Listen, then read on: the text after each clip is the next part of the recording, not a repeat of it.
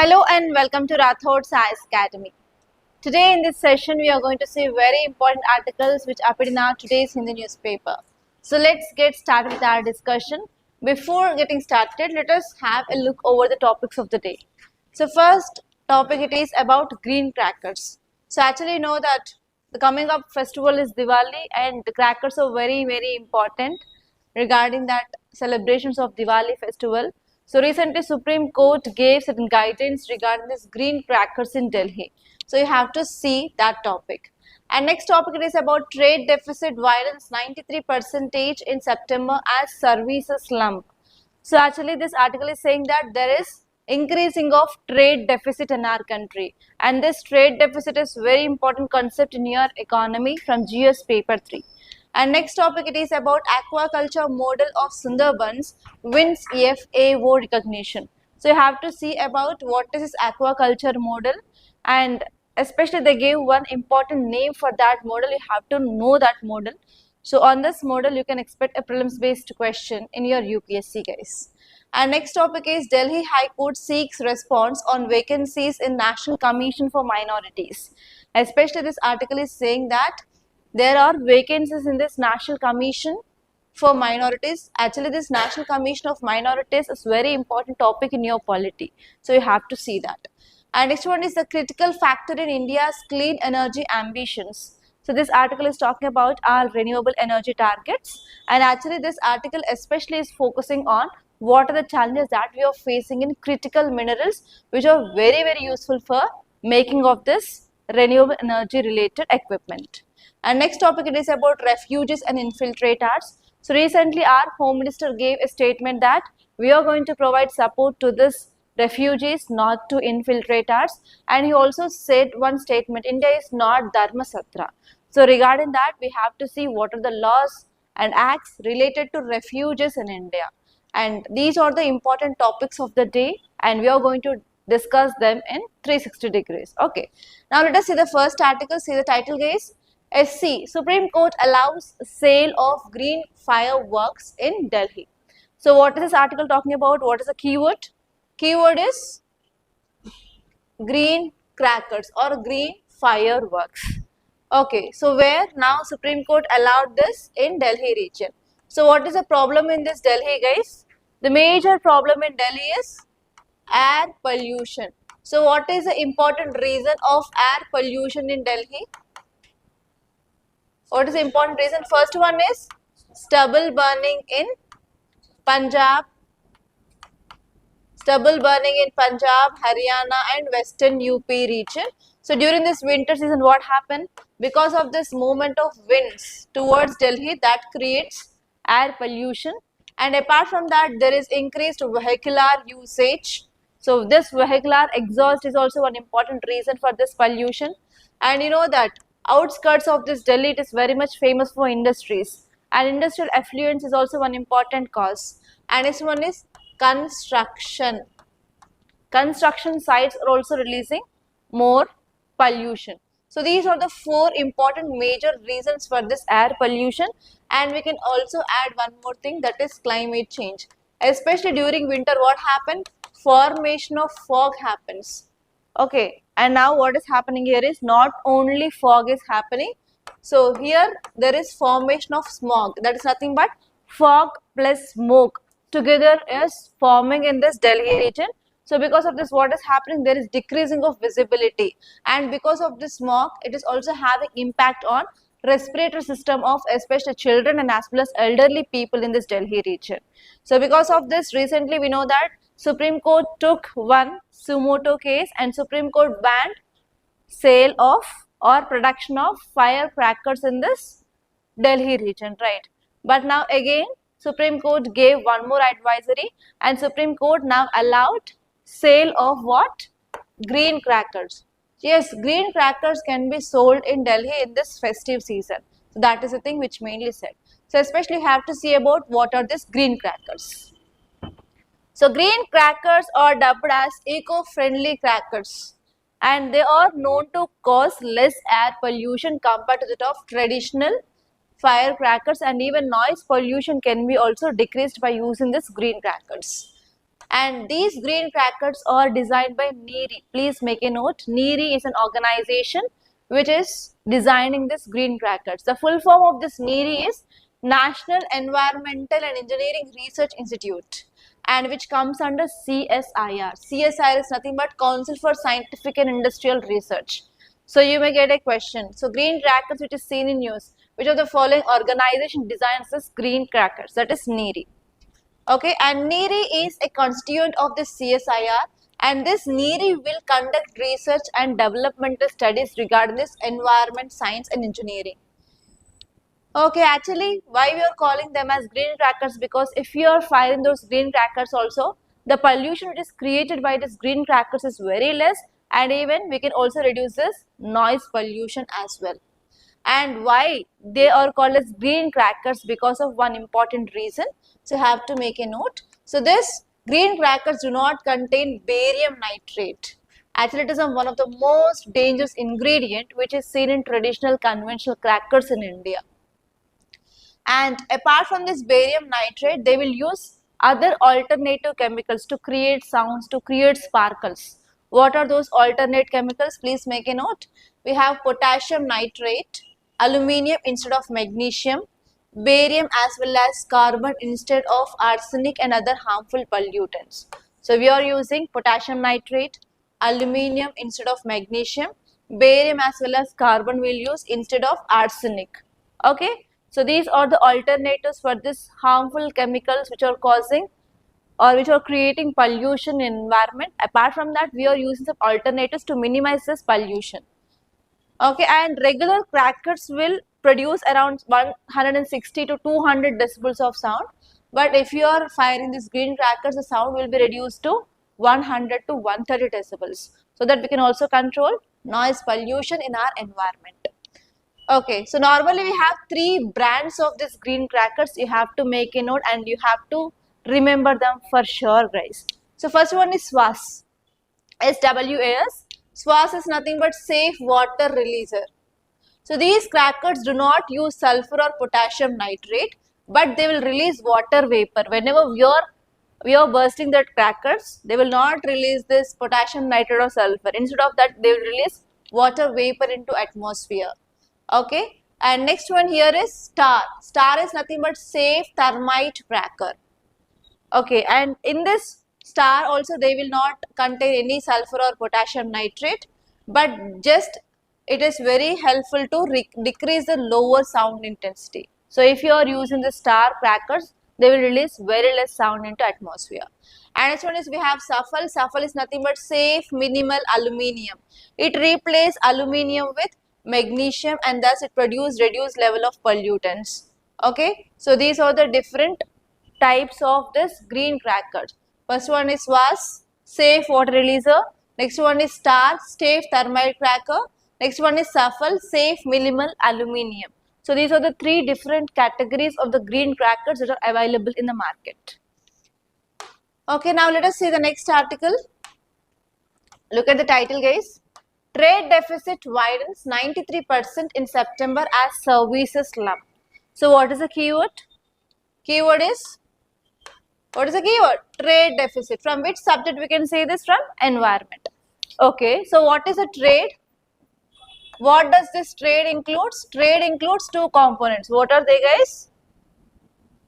Imports and exports. So whenever you are studying this trade topic in your GS paper 3 under economy, you will come across this imports and exports. What are imports? The goods that we are getting from other countries into India is called as Indian imports, right? And the goods that we are sending to other countries are called as exports. And here you can see 2 concepts. First one is trade surplus. So first concept is trade surplus and second concept is trade deficit, right? So in trade you will come across these 2 keywords, trade surplus and trade deficit. So what is this trade surplus? Whenever exports are more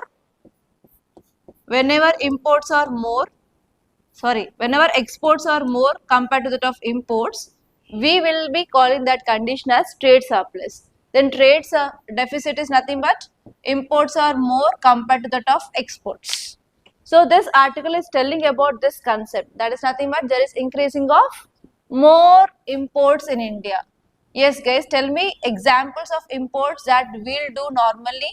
We will import crude oil, we will import gold, next, we'll import coal, next, rice,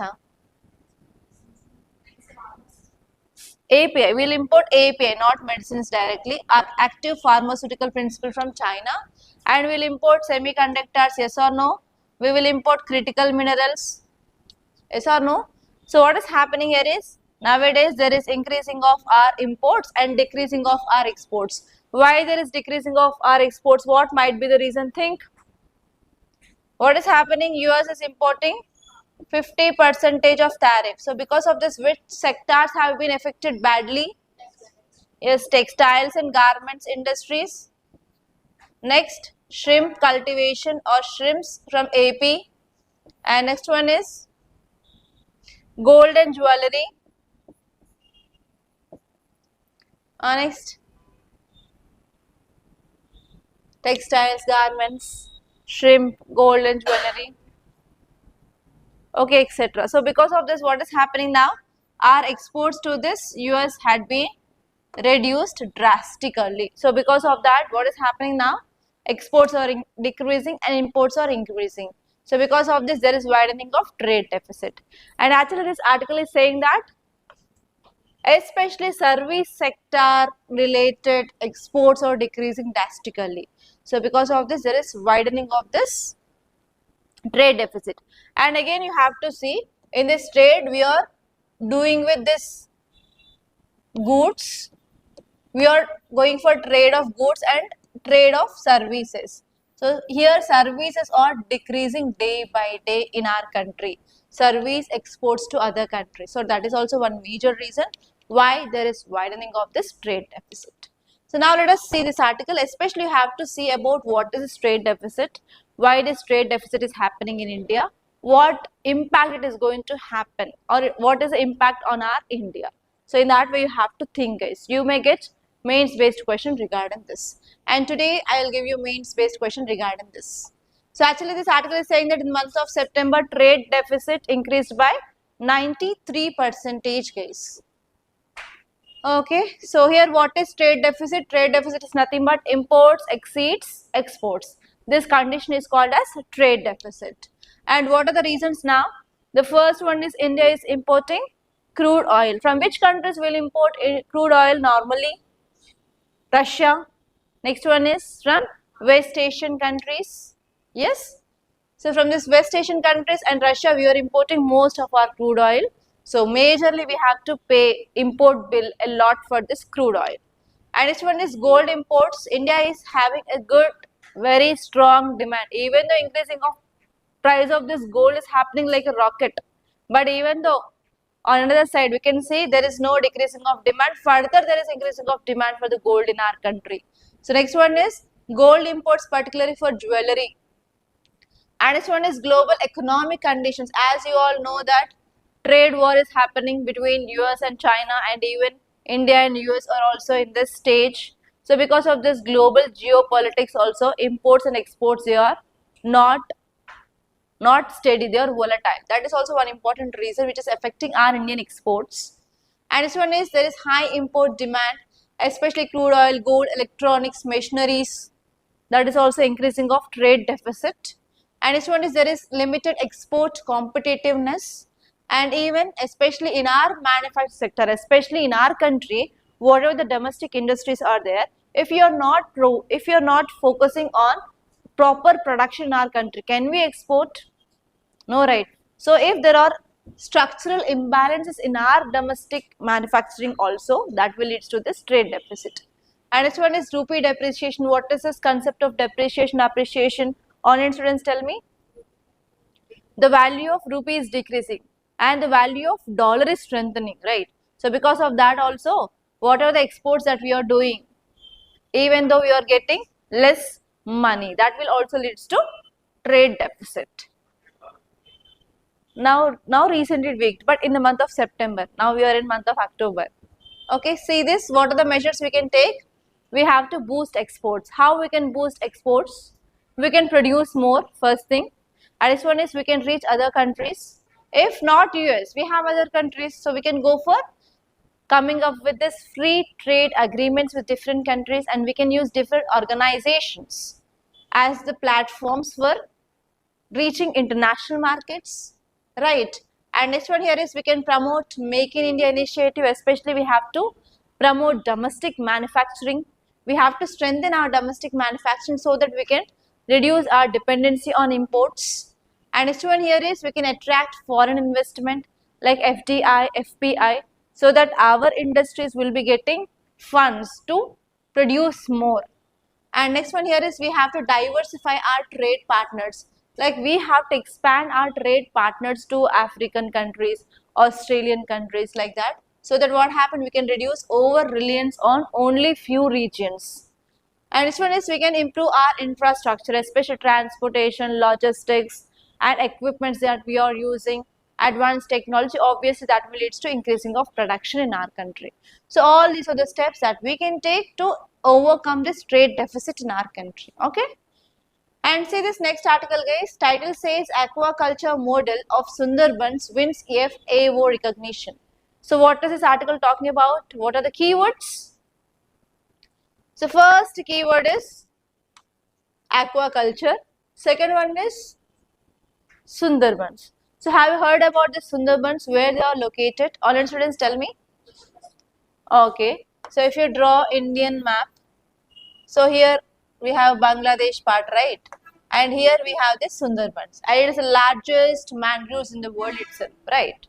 So they are examples of mangroves. Then what are these mangroves, guys? Have you heard about this mangroves? Have you wrote answers regarding this mangroves? What are these mangroves? Which plants we can see in this Sundarbans? Huh? Saline tolerant. What is the name of that tree? Sundari trees. So we can see trees called as Sundari trees in this Sundarbans. So because of this, the name which got to this mangroves is based on the name of that tree, that is called as Sundarbans. So actually the Sundari trees are salt tolerant or salt resistant trees. So they will present at intertidal zones. What are these intertidal zones? Here we have Ganga, right? Here we have Brahmaputra river. So those two will meet and they will form delta region here, right?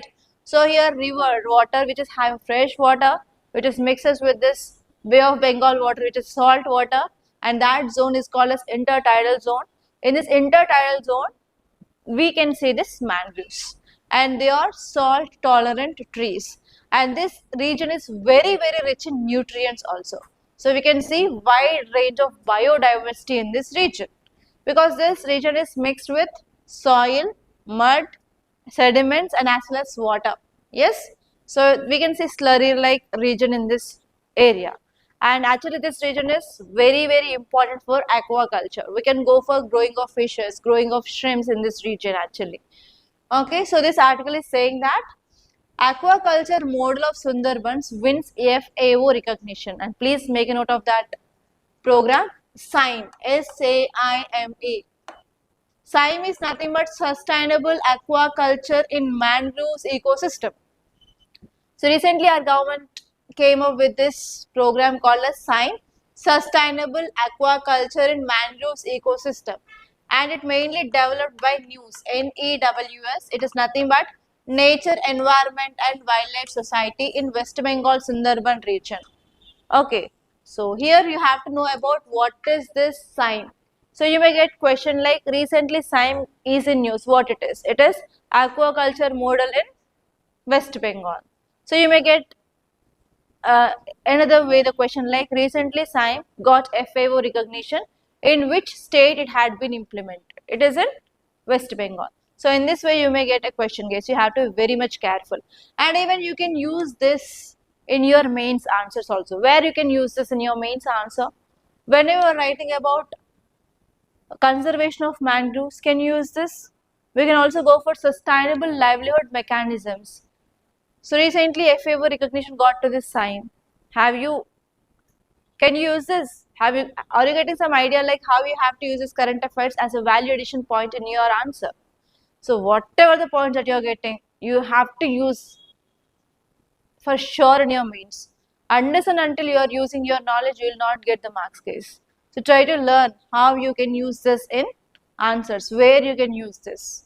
For example, you may also get case studies like you are a district collector in so and so area where we have mangroves or where we have intertidal zones, where we have PT marshlands. You are focusing on conservation of that areas. So what steps that you can take? There also you can quote this. Recently, news came up with this SIME program. So in the same way, we can implement the similar kind of programs in our district so that we can focus on creation of livelihood, maintaining of biodiversity, enhancement of sustainable environment. So in this way, you can use this kind of articles not only in answers, even in your essay also you can use, even in your case studies also you can use. Okay, so try to think widely, guys, not narrowly.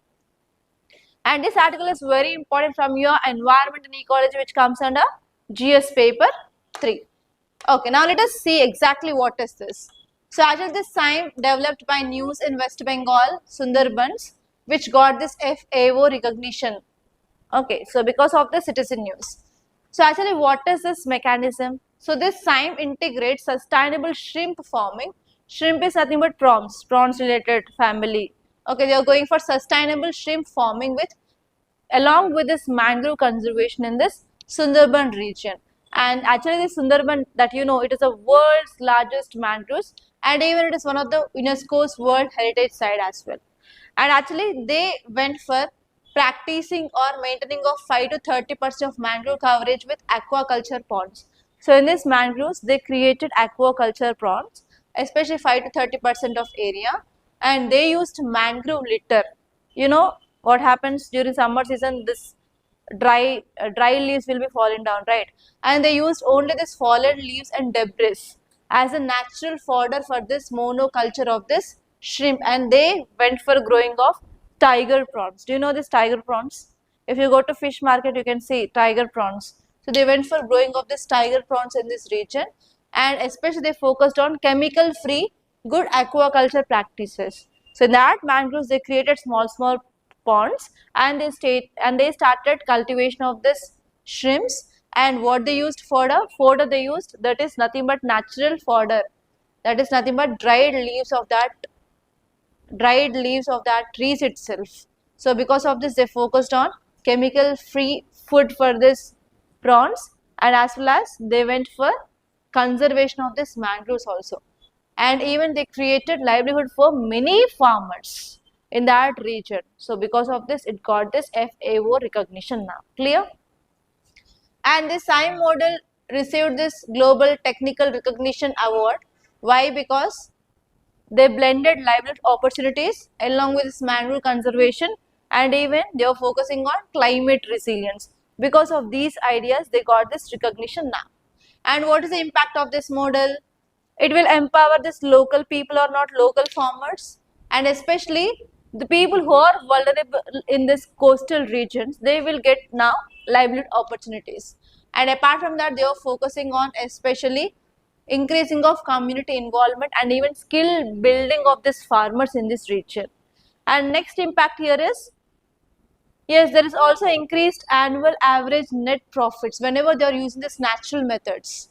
The profits are more compared to the of using of chemical food for this prawns. So because of this, it is also leading to this increasing of income of the farmers as well. And it is even sustainable. In long run also we can use that. And next one is, it can also enhance environmental conservation, and even that will be helpful for protection of these coastal areas against the erosion, storms, etc. And even they are focusing on biodiversity preservation. So these are the important impacts of this move, guys. Clear?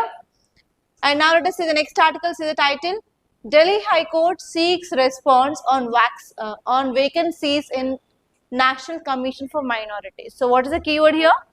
What is the keyword? Online students, tell me.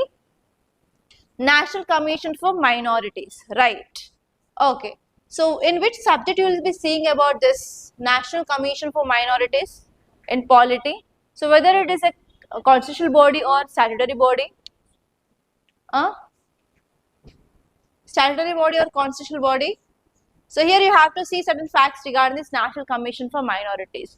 So here we have National Commission for Women, National Commission for Minorities, for BCs, yes, SCs and STs. So you have to know clear cut difference between these commissions, and you have to see what are their powers, what are their functions, who are eligible, everything from your prelims point of view, guys. Okay, now this article is saying that Delhi High Court sought a response from Union government on long pending vacancies in National Commission for Minorities. In this National Commission for Minorities, from long term onwards, there is pending of vacancies. So now High Court interfered and High Court asked Union government, what are you doing? There are vacancies, try to fill it as soon as possible. So because of this is a news case. So if you see some facts here, it is a statutory body, it is not a constitutional body. So what is the difference between constitutional body and statutory body? What is the difference between this constitutional body and statutory body? So if there is any article in our constitution talks about that body, then that body is called as constitutional body, right? If any body is formed based on any act, then that body is called as a statutory body. So if there is any statutory body, you have to remember based on which act that body has been established. So here if you see, this National Commission for Minorities was established under this National Commission for Minorities Act of 1992. In 1992 we came up with this act, and after coming up with this act we established this National Commission for Minority. So because of this it is a statutory body, it is not a constitutional body. Okay. So actually what is the aim? Why we came up with this commission, especially for this minorities? As you all know that minorities will face lots of discrimination in our society, right? So for that we have to safeguard and we have to protect the interest of minority communities. We came up with this act and we established this National Commission for Minorities. And actually after formation of this body, first commission was constituted in year 1993, guys. Okay. And if you see some important things like who will be there in this commission, we have a chairperson, we have a vice chairperson, and we have 5 members. And these all members will be nominated by central government. Central government will be nominating. So because of this, if there is any vacancy, to whom we have to ask? Obviously central government or union government. So now Delhi High Court asked the central government regarding what happened, why you are not filling these vacancies. Clear? Okay, and each member must belong to one of the 6 notified minority, and the members of this chairperson, vice chairperson, 5 members, they have to belong to minority communities only. Who are those minorities? We have Muslims, Christians, Sikhs, Buddhists, Parsis and Jains. So from these community only they have to come from. And what are the powers they are having? Quasi-judicial powers, and each member is having a term of 3 years, guys. So whenever they are assuming the office, from that time onwards, they will be having tenure of 3 years. Okay, and you have to know about articles in our constitution which are protecting the safeguards of this minorities. We have fundamental rights, right? Article 29 and Article 30 talks about right against exploitation, right? Article 29 talks about right of any section of citizens to conserve their distinct language, script or culture. And Article 30 talks about right of minority to establish and to administer their education institutions. And even Article 347 talks about a special provision relating to the language spoken by a section of population. Again, it is related to this minority language. And we have 350A and 350B. It mainly talks about especially mother tongue, and 350B talks about special officer for linguistic minorities. So these are the articles in our constitution which are mainly protecting minorities of our country, guys. So who are the majorities? Majorities will be Hindus. And who will be the minorities? Other small religious groups like Hindus, Muslims, Parsis, Jains, Sikhs and Buddhists. Clear?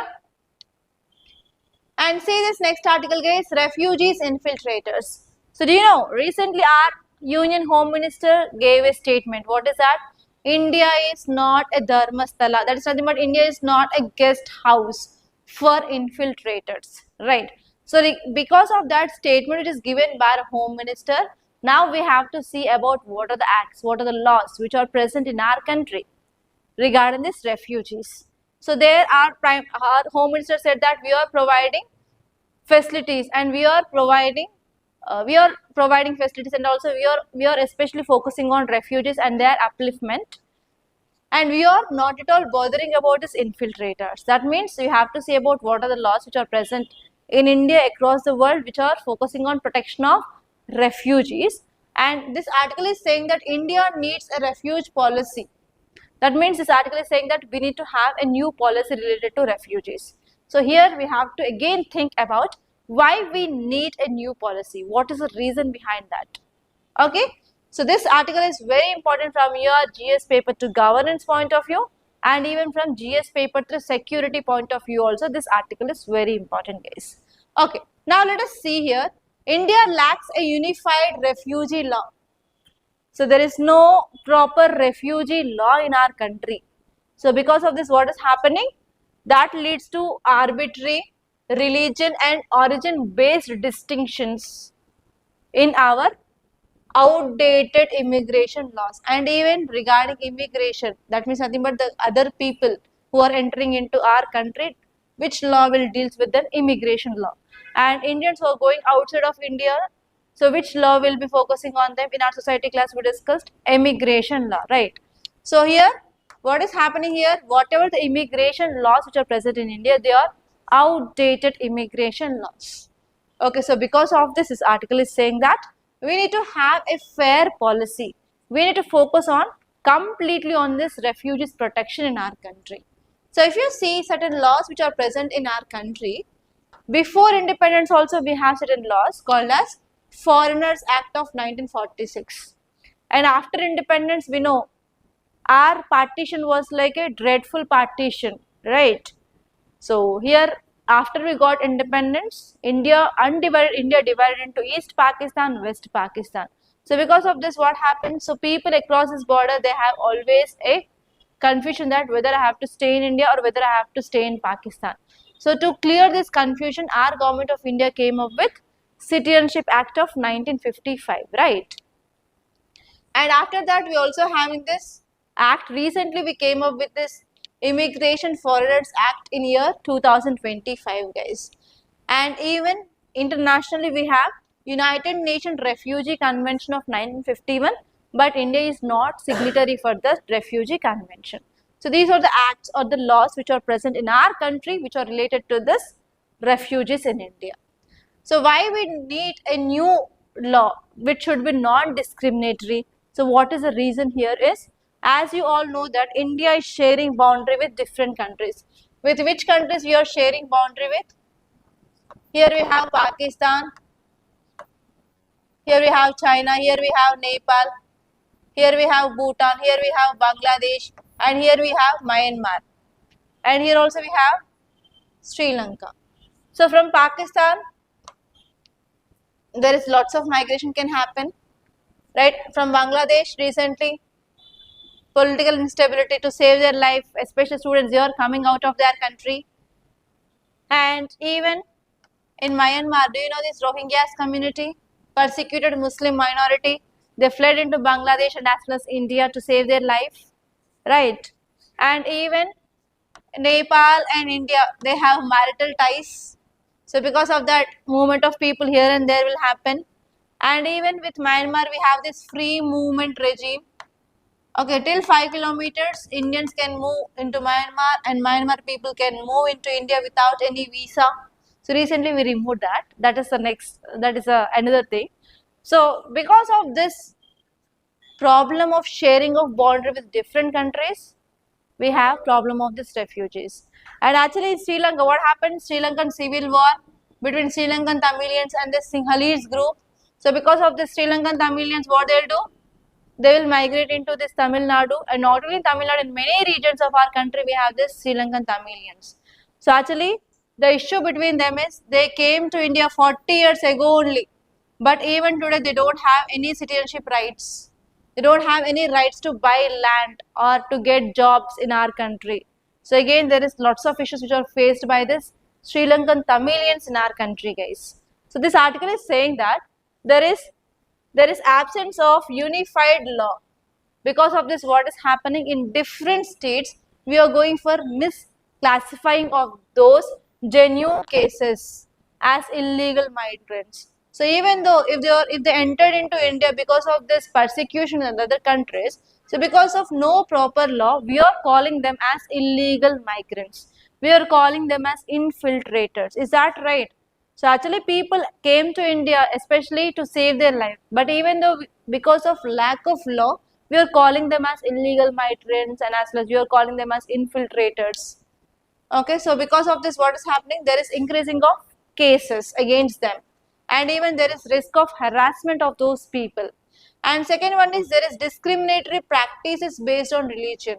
So as you all know that we came up with the Citizenship Amendment Act of 2019, and under this law what it says, communities, 6 communities apart from Muslims who entered into India from this Bangladesh, Afghanistan and Pakistan will be getting citizenship if they entered into India before this 2014, right? That is nothing but 2014. Again, based on religion, you are discriminating them or not?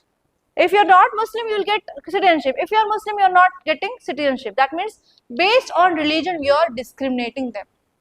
And not only that, we are not talking about the Sri Lankan Tamils. So we are excluding Muslims, and even we are excluding the Sri Lankan Tamils in that act. And this one here is we are having unequal policies. Even regarding the Tibetan refugees also, there is no policy. And even the Sri Lankan Tamils, more than 90,000 people are living in India. But even though they came to India like 40 years back, but even today there is no recognition for them. They are not Sri Lankan citizens, they are not Indian citizens. There is no citizenship for them.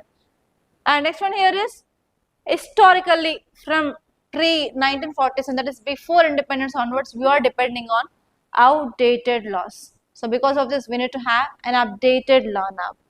And next one here is recently in this 2025 also, we came up with exemption for this Tamil refugees.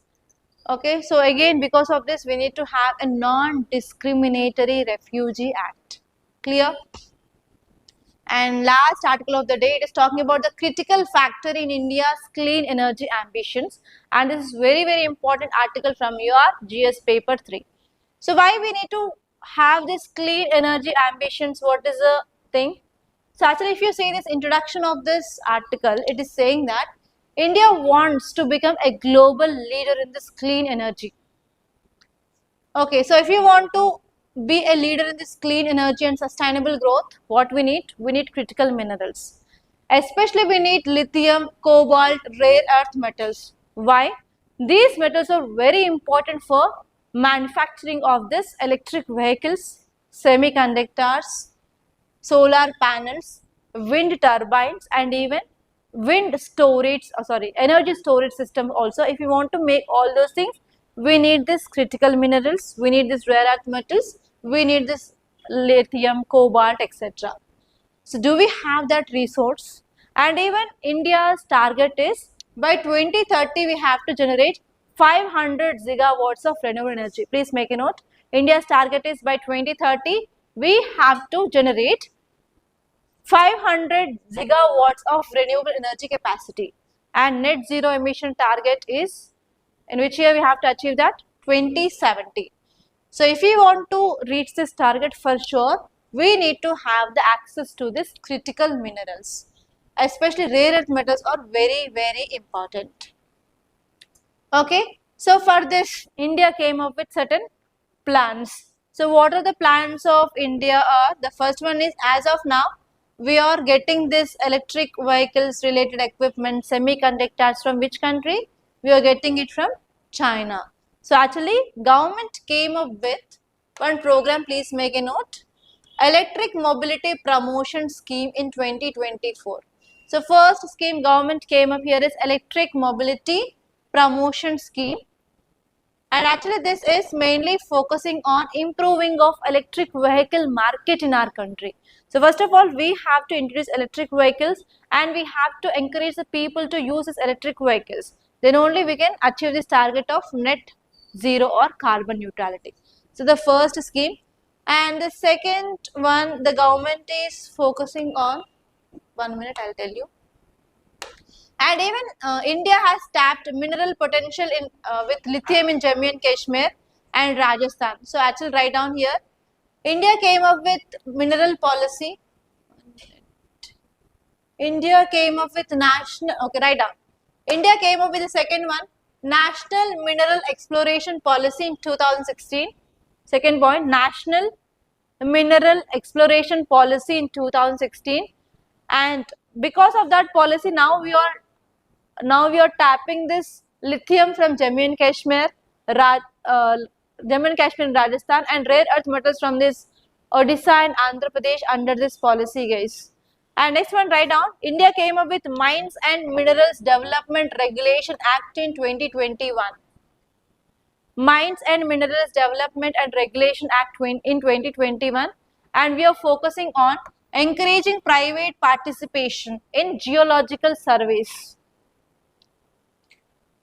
Okay, and recently one geological survey of India identified we have 5.9 million tons of lithium in Jammu and Kashmir. So if you are having the potential to explore them, for sure India can become global leader in this renewable energy case. Okay, so see here, 5.9 million tons of lithium resource in Jammu and Kashmir. And also government started auctions of 20 critical mineral blocks covering this lithium, graphite and rare earth metals from India and as well as other MNCs, multinational companies. Okay, and next important thing that you have to see is India is also encouraging people to invest in these mines, so that what happened, we can explore mines. So for that, government came up with this National Critical Mineral Mission. Write down. Next one is National Critical Mineral Mission, and under this mission we are focusing on exploration, mining, processing and recovery of products. National Critical Mineral Mission.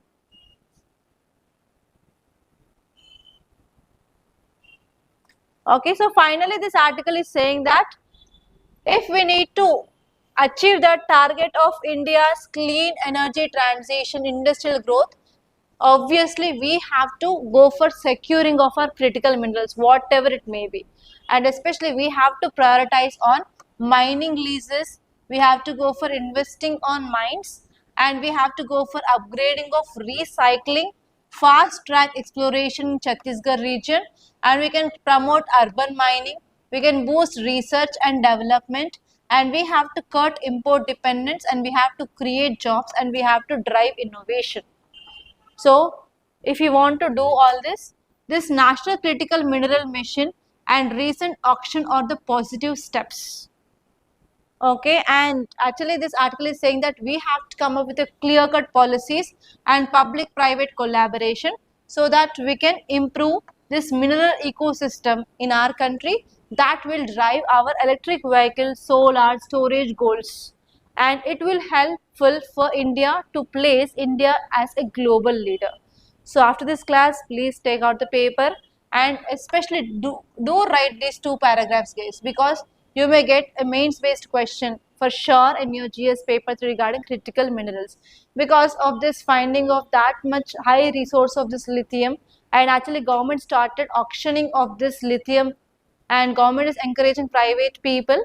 So here it is a very big step and it is a very big achievement for our country. So obviously you can get a question. So please make a note of these 2 paragraphs in your notes, and these points will be helpful to write a good answer, like what measures we can take and what government is doing, and even you may get a direct question on this National Critical Mineral Mission also. Okay, focus on these areas. These are the important topics that happened in our today's Hindi newspaper, guys. By this I am concluding. Thank you so much for watching, and please do like this class and share this class to your friends. And don't forget to subscribe to Rathod Science Academy. And you can also follow us on our Telegram channel. And one more thing I want to say is, From 25th October onwards, we are going to launch new batch for prelims cum mains foundation guys. If you want to take online or offline, if you have any queries regarding this course, you can contact us on this number 8074765513. Or else if you want to meet me directly, you can come to this Ashok Nagar, and exactly above this Vikas Book Center, second and third floor, we have our institute, and I will be available in the office from morning to evening. You can come and you can directly meet me guys. Thank you so much for watching.